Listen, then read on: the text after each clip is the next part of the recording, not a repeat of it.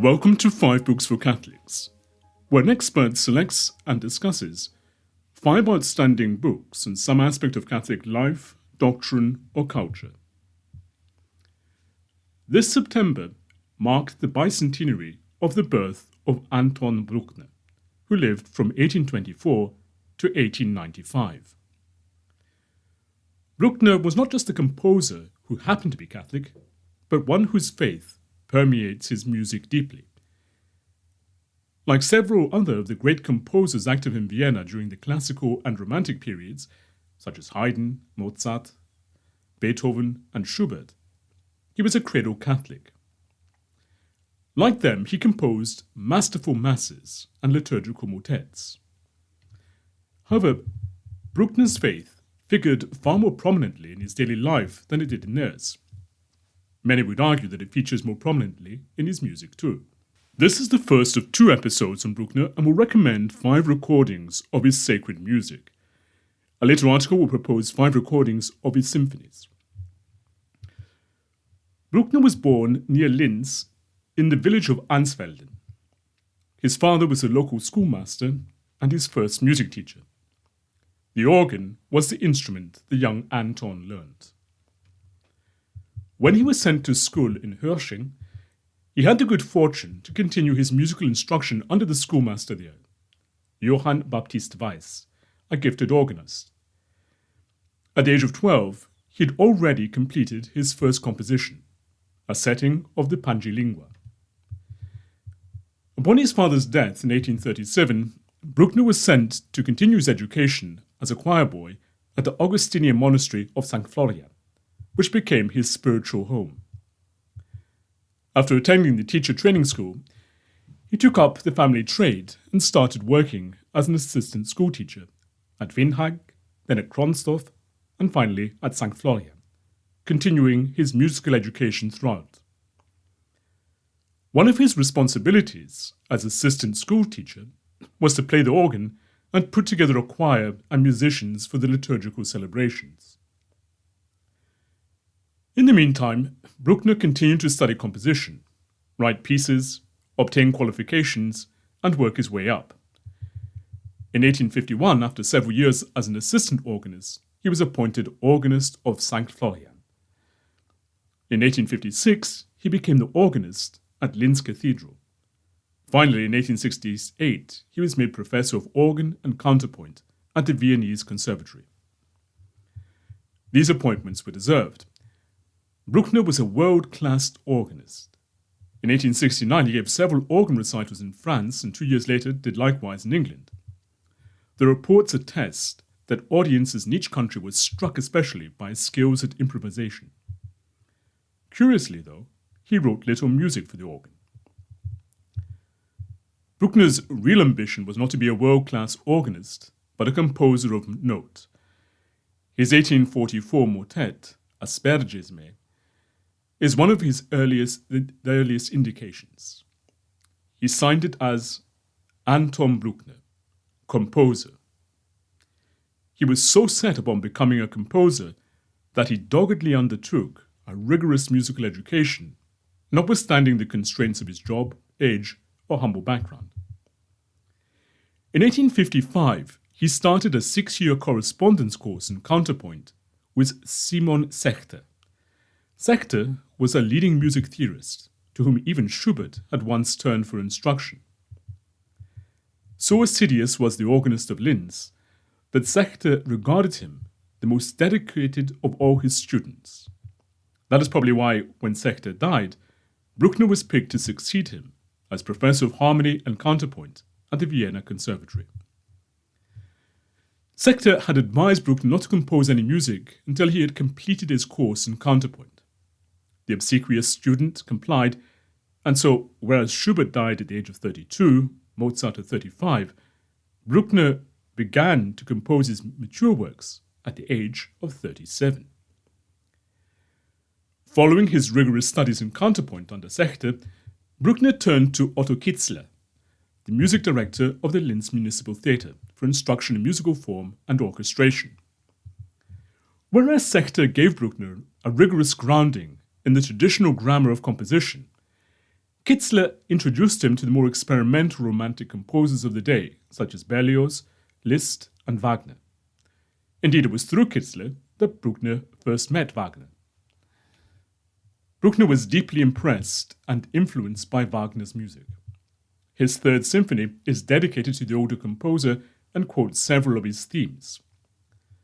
Unfortunately, during his lifetime, and often to his detriment, Bruckner's association with Wagner's aesthetical ideas was exaggerated. As Dermot Galt observes, Wagner's influence is otherwise manifest only in certain generalized aspects of Bruckner's music from this time onwards. Increasing harmonic audacity, fuller orchestration with heavier brass, and a more epic and ambitious approach to musical form. That's the opinion of Dermot Galt. Apart from these influences, Bruckner pursued his own course, one far removed from Wagner's. He had no interest in theatre or programmatic music. He composed masses and sacred cantatas, not operas. 4-movement symphonies, not tone poems. The genres he chose are those of the classical period. Though a romantic composer, his music is imbued with his Catholic spirituality. In Bruckner, there is none of the neo-paganism that initially attracted Nietzsche to Wagner's music. Nor did he share any of Wagner's anti-Jewish sentiment. He always treated his Jewish students with respect and esteem.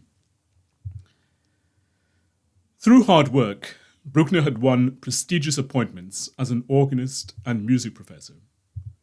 Through hard work, he composed one of the most impressive enduring symphonic cycles and body of music of the 19th century. There were certain desired successes, however, that he could not achieve by sheer work. He was disappointed by the poor reviews that his works often received during his own lifetime. Some written in good faith by baffled music critics, others penned with gleeful spite by downright hostile ones, such as Edward Hanslich. Above all, he was disappointed in love. Many of Bruckner's difficulties arose from his psychological limitations. For all the sophistication he acquired as a musician, he was not so proficient when it came to picking up social graces.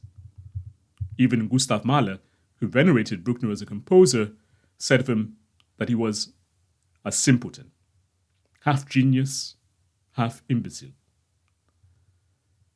It was not just that he cut a bumpkinish and socially naive figure in Imperial Vienna.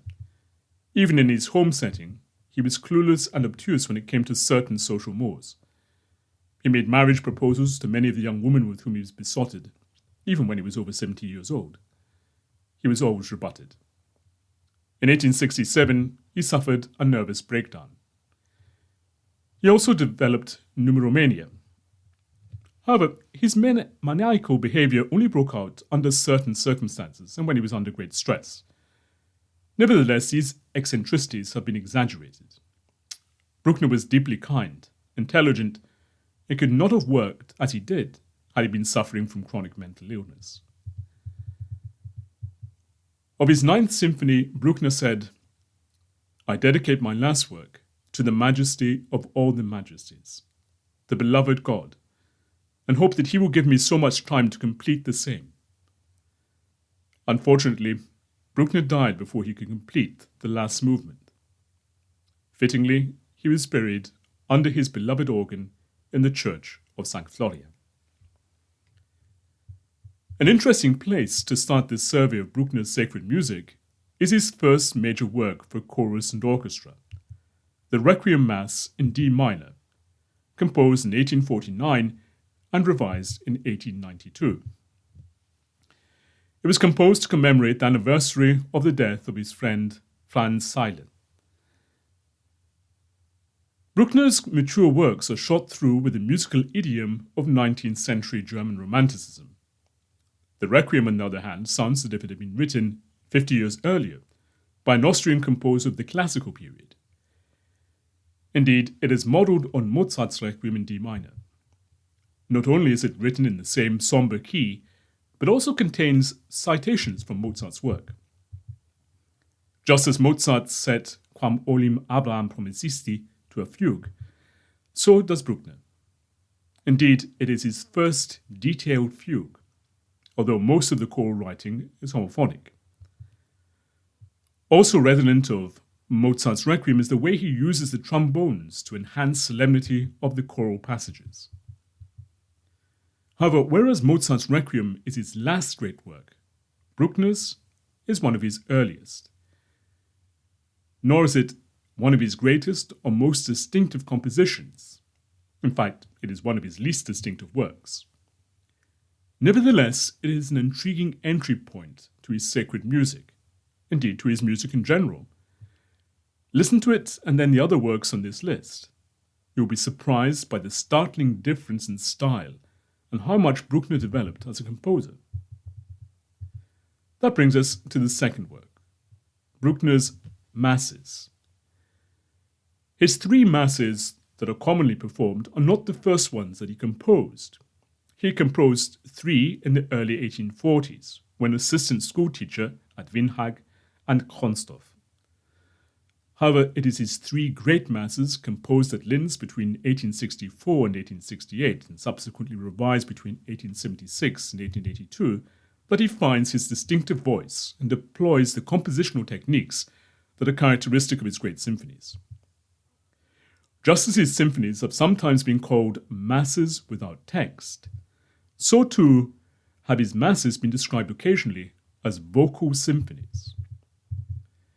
Mass number 1 in D minor was composed a few months after his Symphony number 0, the Nullified. It's in the same key. Paul Hawkshaw has described it as mature Bruckner, monumental in conception, symphonic in development, economic in material, and dramatic in expression. Hawkshaw also points to Wagner's influence on the way that Bruckner uses the orchestra to develop the themes, extend the range of tonal color, heighten contrasts between one section and another, and the overall drama of the work.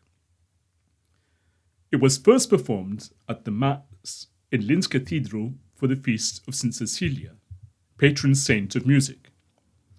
A month later, it received a concert performance and good reviews. Even one of the most important Viennese music critics, Edward Hanslick, later to bitterly oppose Bruckner, gave it a good review. Hanslick would become one of Bruckner's fiercest critics and cause him considerable grief. Mass number 2 in E minor was composed in 1866. It differs from Masses 1 and 2 in its choir and instrumental forces. Instead of orchestra and organ, it adopts an ensemble of woodwinds and brass. Furthermore, it is written for an 8-part mixed choir instead of a 4-part mixed choir and soloists. Bruckner probably chose this particular ensemble on account of the occasion for which the Mass was composed, the dedication of the votive chapel of Linz Cathedral. The occasion for which this Mass was written determined not only the forces for which it was written, but also its peculiar style. Mass number 2 imitates very stylistic traits of Palestrina, such as his modalism and, at the opening of the Sanctus, his polyphony. In the Sanctus, Bruckner even cites a theme from Palestrina's Missa Brevis. Not only does the evocation of Palestrina serve as a homage to Linz Cathedral's neo-Gothic architecture, it may also have been a conscious compliance with the ideals of the Sicilian movement, so as to spare the occasion any controversy. Sicilianism was a movement that originated in Bavaria and advocated the reform of church music, namely a turn away from the post-Enlightenment repertoire and a return to the church's older traditions. Its most influential representative was Franz Xaver Witt, a Regensburg priest and composer. In 1865, Witt wrote a manifesto on the state of liturgical music in Upper Bavaria, and the following year founded Sacra Musica, a monthly journal for liturgical music that functioned as a platform for the Sicilian movement. Witt disapproved of the operatic style that was then in vogue in liturgical music. He advocated, therefore, a return to the soberer traditions of Gregorian chant or Renaissance polyphony. As a result, there was a renewed enthusiasm for the music of Palestrina. Bruckner began Mass number 3 in F minor while he was recovering from a nervous breakdown. He composed it to give thanks to God for his recovery. Johann Ritter von Herbeck tried to conduct a premiere performance but gave up and deemed the work unsingable. However, when it was eventually performed, Ludwig Spiedel, the music critic of a Viennese newspaper, questioned the appropriateness of the theatricality of certain parts of the Mass. He was probably referring to the Resurrexit section of the Credo, when he said that he felt he was right in the middle of a Christian Wolf's Glen scene, a reference to Weber's Der Fleischwurz. Even so, at the 1872 premiere in the Church of the Augustinians, the work was acclaimed. At the final rehearsal, the conductor Josef Helmersberger told Bruckner that the work was on par with Beethoven's Missa Solemnis. Indeed, Beethoven's Missa Solemnis was one of Bruckner's models for the Mass, as were Schubert's Masses 5 and 6 and Liszt's Grand Mass. At the same time, as Hans Ferdinand Redlich pointed out, the thematic material of the Mass in F is fertilized by plainsong to an even greater extent than that of the two preceding Masses. It is also closely organized by virtue of a common root motive of unmistakably liturgical flavor, a falling or ascending forth that determines the thematic subject matter in all parts of the work, thereby assuring its symphonic coherence. The classic recording of Bruckner's Masses 1-3 is Augen Jochem's, with the Bavarian Radio Symphony Orchestra and Choir. Thank you for listening. To read or listen to the rest of this interview and gain full access to our archive, visit 5booksforcatholics.com and become a premium subscriber. If you've enjoyed this episode, please subscribe to the podcast and give it a top rating on the platform of your choice. That way, more people can discover it. You can also support the podcast and help us produce more interviews like this one by making a one-off donation via the link given in the show notes.